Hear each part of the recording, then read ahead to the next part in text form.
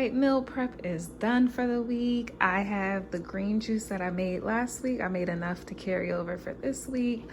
Oatmeal each day I'll be adding a slice of banana on top of that, and it's just oats, sugar, cinnamon, and banana.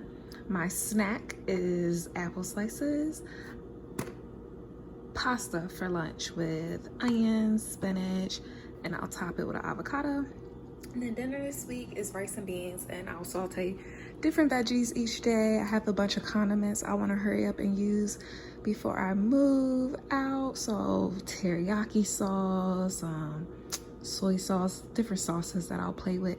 And then I'll make an elderberry syrup each day. Just elderberries, hot water, woo, that's really hot, and honey. Love you guys. Enjoy your week. Woohoo, first week of the year.